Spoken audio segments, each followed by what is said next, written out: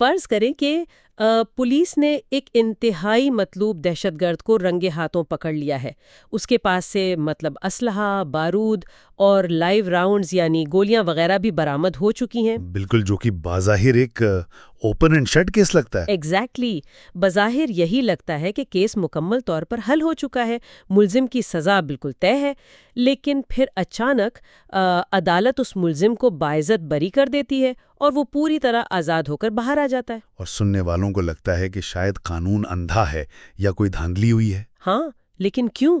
صرف اس لیے کہ انویسٹیگیشن آفیسر نے ان برآمد شدہ گولیوں کو فورینسک سائنس لیبارٹری بھیجنے میں 9 دن کی تاخیر کر دی تھی۔ ایک چھوٹا سا پروسیجرل گیپ۔ اور سالوں کی محنت پر مبنی پورا کیس بالکل فارغ۔ جی، اور یہی وہ سخت حقیقت ہے جو عام طور پر لوگ نظر انداز کر دیتے ہیں۔ ہمارا کرمنل جسٹس سسٹم کسی جذبات، غصے یا واضح لگنے والے حالات پر کام نہیں کرتا۔ اصل میں یہ مکمل طور پر سخت قانونی ضوابط کا محتاج ہے۔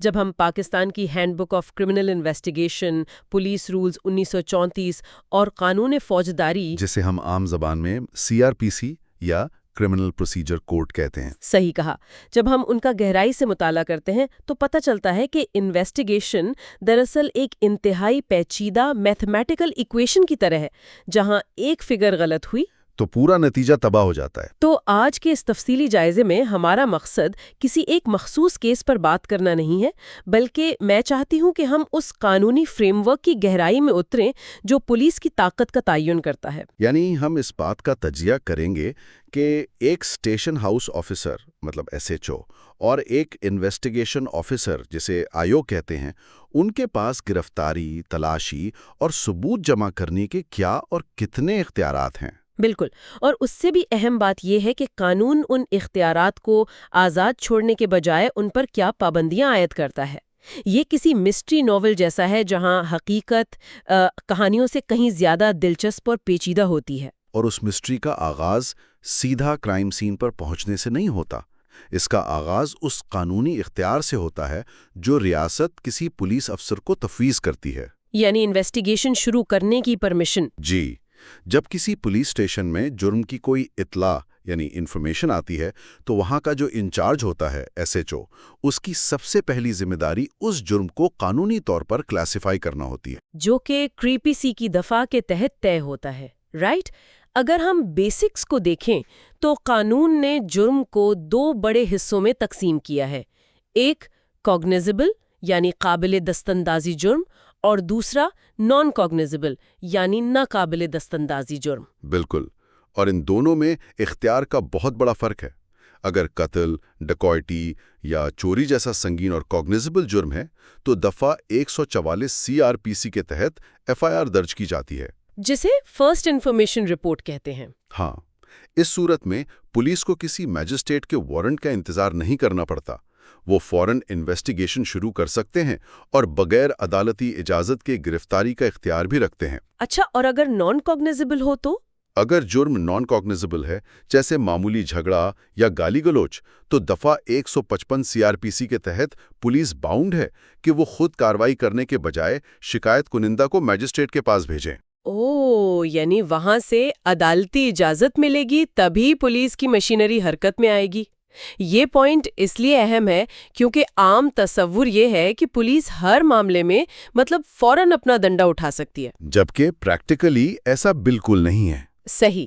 اگر ہم اس کو کسی کھیل کے ریفری سے تشبیہ دیں تو جیسے ریفری کے پاس کھیل کو کنٹرول کرنے کی طاقت ہوتی ہے، بالکل ویسے ہی ایک IO کے پاس طاقت تو ہے، لیکن وہ ایک سخت رول بک کا پابند ہے، وہ اپنی مرضی سے نیم نہیں بدل سکتا۔ اور اس رول بک کے دائرے میں سب سے پہلا اور بڑا قدم گرفتاری کا ہوتا ہے جب مجرم کی نشاندہی ہو جاتی ہے۔ لیکن کیا گرفتاری ویسی ہوتی ہے جیسے فلموں میں دکھائی جاتی ہے کہ بس گاڑی آئی اور اٹھا لیا؟ نہیں، بالکل نہیں۔ Hand book of criminal investigation کا چیپٹر 7 اور CRPC کا چیپٹر 5 واضح کرتے ہیں کہ گرفتاری صرف کسی کے شک کی بنیاد پر ہوا میں نہیں کی جا سکتی۔ اس کے لیے مناسب گواہی اور ٹھوس جواز کا ہونا ضروری ہے۔ اور گرفتاری کے فوراً بعد ریاست کی طاقت پر جو سب سے بڑا بریک لگتا ہے وہ 24 گھنٹے کا قانون ہے۔ کسی بھی ملزم کو گرفتار کرنے کے بعد پولیس اسے 24 گھنٹے سے زیادہ اپنی تحویل یعنی کسٹڈی میں نہیں رکھ سکتی۔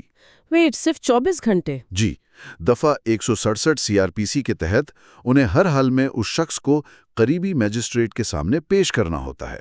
میں سوچتی ہوں کہ اگر جرم بہت پیچیدہ ہو، مثال کے طور پر وائٹ کالر کرائمز یا ٹیررزم کے کیسز جہاں نیٹ ورک پورے ملک میں پھیلا ہوا ہے، تو ایک آئیو کے لیے صرف 24 گھنٹے کا وقت بہت کم نہیں لگتا؟ اس نے ایویڈنس جمع کرنا ہے، انٹروگیشن کرنی ہے۔ بظاہر یہ وقت بہت کم لگتا ہے اور پریکٹیکلی آئیوز کے لیے یہ ایک بہت بڑا چیلنج بھی ہے، لیکن قانون یہاں پولیس کی ایفیشنسی سے زیادہ ایک عام شہری کی لبرٹی اور آزادی کو ترجیح دیتا ہے، تاکہ اللیگل ڈیٹینشنز نہ ہو سکیں۔ ایگزیکٹلی۔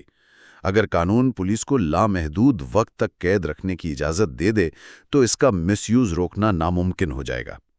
اس لیے اگر آئیو کو لگتا ہے کہ تحقیقات مکمل نہیں ہوئی تو وہ میجسٹریٹ سے فزیکل ریمانڈ کی درخواست کرتا ہے۔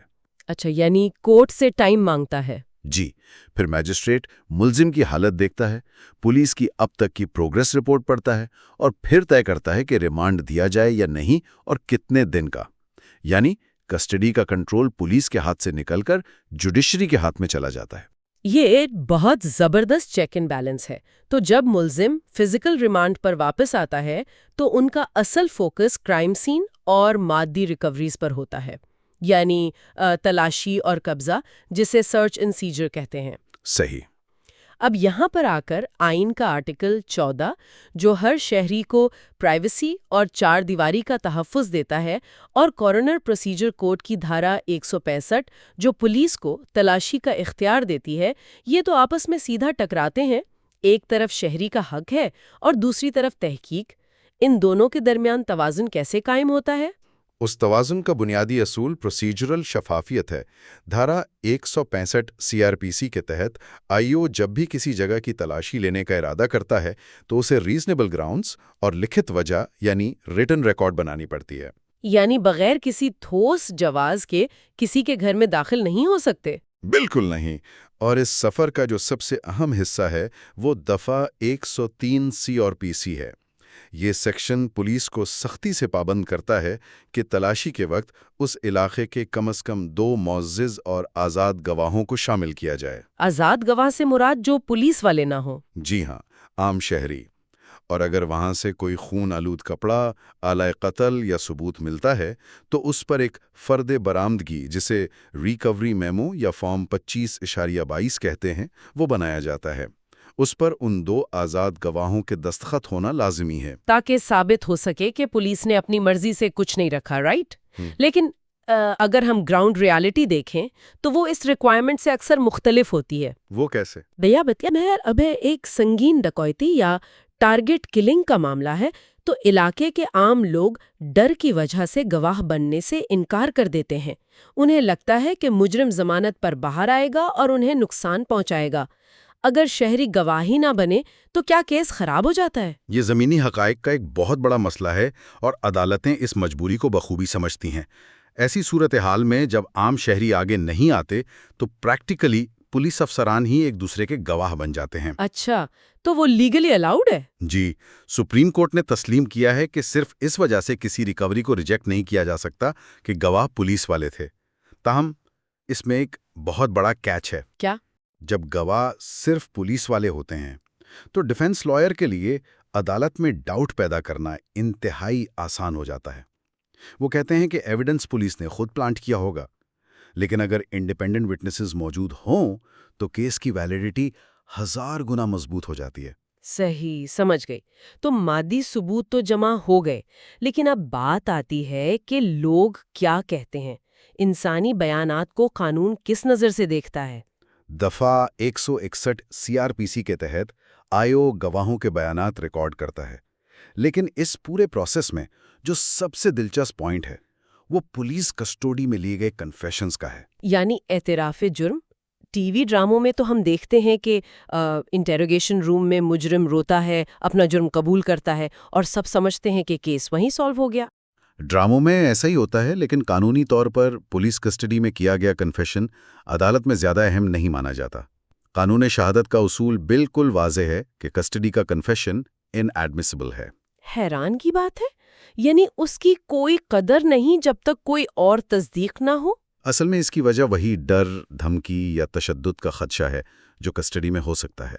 اسی خدشے کو دور کرنے کے لیے دفعہ 164 CRPC بنائی گئی۔ تو اس کے تحت کیا ہوتا ہے؟ اگر کوئی ملزم رضاکارانہ طور پر جرم قبول کرنا چاہتا ہے تو اسے براہ راست مجسٹریٹ کے سامنے پیش کیا جاتا ہے۔ مجسٹریٹ سب سے پہلے تمام پولیس والوں کو کمرے سے باہر نکالتا ہے، ہتھکڑیاں کھولتا ہے اور ملزم کو واضح کرتا ہے کہ تم پولیس کی تحویل میں نہیں ہو اور یہ بیان ٹرائل میں تمہارے خلاف استعمال ہوگا۔ واو، یعنی ایک مکمل آئسولیشن کریٹ کی جاتی ہے تاکہ پولیس کے ڈر اور انٹیمیڈیشن کا جو اثر ہے اسے توڑا جا سکے۔ میجسٹریٹ شاید اسے سوچنے کے لیے وقت بھی دیتا ہوگا۔ بالکل، اسے ٹائم فار ریفلیکشن دیا جاتا ہے۔ اگر اس آزادانہ ماحول کے باوجود ملزم جرم قبول کرے تبھی اس کنفیشن کو لیگل ویٹ ملتا ہے۔ یہ دکھاتا ہے کہ قانون انسانی لفظوں پر تب تک اعتماد نہیں کرتا جب تک ان کی والنٹیرنس پر پورا یقین نہ ہو جائے۔ لیکن کیونکہ انسانی بیانات بدل سکتے ہیں تو تحقیق کا رخ پھر فورینزک شہادتوں یعنی خاموش گواہوں کی طرف مڑ جاتا ہے۔ جی ہاں، قانون شہادت کا آرٹیکل 164 جدید ڈیوائسز جیسے موبائل فونز، CDRs اور ڈیجیٹل ایویڈنس کو عدالت میں قابل قبول بناتا ہے۔ سائفل ورسز اسٹیٹ کیس کی مثال بہت مفید ہے یہاں۔ تو ہاں، اس کیس کے میکینکس واقعی بہت دلچسپ تھے۔ ایک ڈاکوئٹی میں مجرم موبائل فونز لوٹ کر فرار ہو گئے تھے اور کوئی چشمدید گواہ نہیں تھا۔ تو پولیس نے کیا کیا؟ آئیو نے ان موبائل فونز کے IMEI نمبرز، جو ڈیوائس کا ایک یونیک ڈیجیٹل فنگر پرنٹ ہوتا ہے، ان کو سرویلنس پر لگا دیا۔ جیسے ہی مجرموں نے ان چوری شدہ فونز میں نئے سم کارڈز ڈالے، نیٹ ورک نے پنگ کیا اور پولیس نے لوکیشن ٹریس کر کے انہیں پکڑ لیا۔ بہترین مثال ہے۔ عدالت نے اس ایویڈنس کو قبول کیا، لیکن یہاں ایک بہت حساس پوائنٹ ہے جسے چین آف کسٹڈی کہتے ہیں۔ Chain of custody? جی، چاہے آپ ڈیجیٹل ایویڈنس لیں یا خون کا سیمپل، اس کی لیگل ویلیو 0 ہے جب تک چین آف کسٹڈی برقرار نہ ہو۔ اس سے مراد وہ مکمل ریکارڈ ہے جو بتاتا ہے کہ ایویڈنس کرائم سین سے اٹھانے کے بعد لیب تک پہنچنے کے سفر میں کہاں کہاں رہا، کس نے اسے برآمد کیا، ملخانے میں کب جمع ہوا، اور کون سا افسر روڈ سرٹیفکیٹ یعنی فارم 10.17 کے ذریعے اسے لیب لے کر گیا۔ رائٹ؟ ایگزیکٹلی۔ اگر میں اسے ایک ریلے ریس سے تشبیہ دوں تو اس سے فرق نہیں پڑتا کہ پولیس یعنی رنر کتنی تیز دوڑی تھی۔ اگر بیٹون یعنی ثبوت ایکسچینج کرتے وقت زمین پر گر گیا یا ریکارڈ میں غلطی ہو گئی تو پوری ریس ہار دی جاتی ہے۔ بہت خوبصورت تشبیہ دی آپ نے، اور یہی نتیجہ اسٹیٹ ورسز صدام کیس میں نکلا تھا جو ہم نے شروع میں ڈسکس کیا، جس میں گولیاں بھیجنے میں 9 دن کی تاخیر ہوئی تھی۔ جی، آئیو عدالت میں یہ ثابت نہیں کر سکا کہ ان 9 دنوں میں گولیاں کہاں تھیں۔ ملخانے کے رجسٹر میں ان کی پراپر انٹری نہیں تھی۔ عدالت نے لاجیکلی سوچا کہ ان 9 دنوں میں ایویڈنس کے ساتھ ٹیمپرنگ ہو سکتی ہے۔ تو بس اس ٹوٹی ہوئی چین آف کسٹڈی کی وجہ سے ملزم بری ہو گیا۔ ایک پورا کیس ایک کلیریکل اور پروسیجرل تاخیر کی بھینٹ چڑھ گیا۔ بالکل، اس سے بچانے کے لیے ہی دفعہ 172 CRPC کے تحت کیس ڈائری یا ضمنی کا کانسیپٹ ہے۔ آئیو پابند ہے کہ اپنی ہر کارکردگی کو روزانہ کی بنیاد پر اس ڈائری یعنی فارم 25.54 میں درج کرے، تاکہ آئیو بعد میں بیک ڈیٹنگ یا فیکٹس میں تبدیلی نہ کر سکے، شفافیت بنی رہے، اور ان سب بکھرے ہوئے حصوں گرفتاری، تلاشی، بیانات، رپورٹس کو ایک جگہ جوڑا کیسے جاتا ہے۔ اس سارے عمل کا نچوڑ دفعہ 173 CRPC کے تحت پولیس رپورٹ یا چالان میں نکالا جاتا ہے۔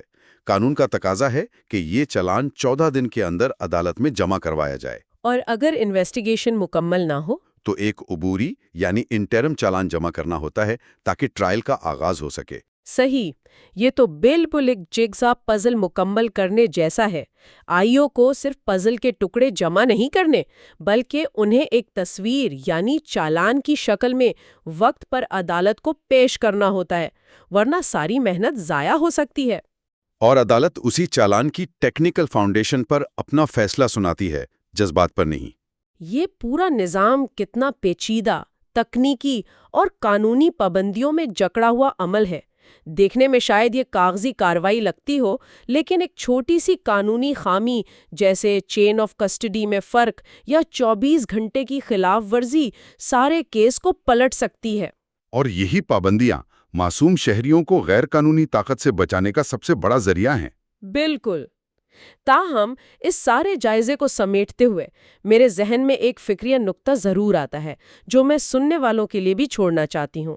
وہ کیا؟ دیکھیں، ہمارا یہ جو بنیادی قانون ہے CRPC، یہ 1898 میں بنایا گیا تھا، اور آج ہم ایک ایسے جدید دور میں ہیں جہاں انکرپٹڈ میسیجنگ، کلاؤڈ سٹوریج اور AI سے بننے والے ڈیپ فیکس کا عام استعمال ہے۔ سنگین مسئلہ ہے۔ جب یہ پرانے قوانین اور آج کی بے لگام ٹیکنالوجی آپس میں ٹکراتی ہیں تو کیا ہمارا قانونی نظام مزید پیچیدگی کا شکار نہیں ہو جائے گا؟ مستقبل میں ان طریقہ کاروں کو کتنی تیزی سے بدلنا پڑے گا تاکہ یہ سسٹم فنکشن کرتا رہے؟ اس تجسس اور سوال کے ساتھ ہم آج کے اس تفصیلی جائزے کا اختتام کرتے ہیں۔